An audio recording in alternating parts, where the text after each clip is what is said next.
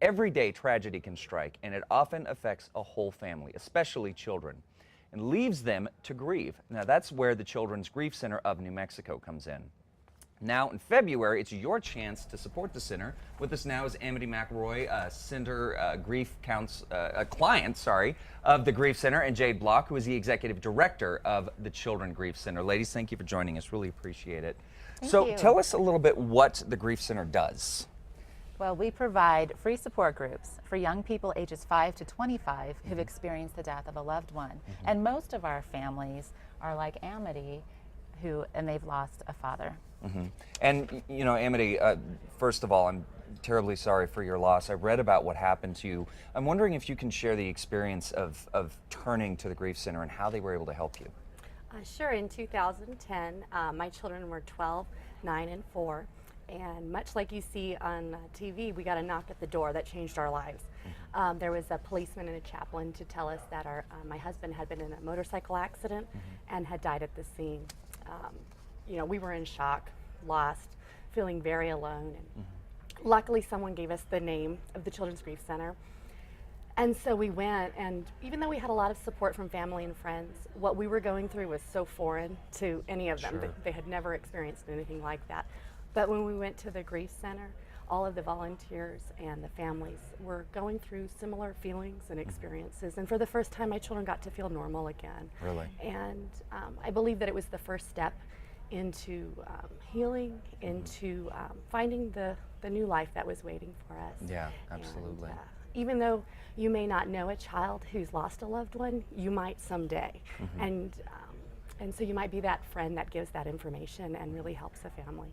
That's great. Well, so how can folks get involved? You know, as you just said, you may not know the experience firsthand, but it's something you might have to experience. So if folks want to get involved, they want to volunteer, they want to help, how do they do that?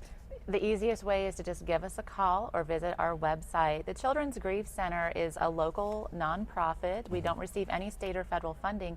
We're by the community, for the community, and we have families coming to us from all walks of life who never thought they'd be walking through those doors because, like Amity, they experienced the sudden death of a loved one.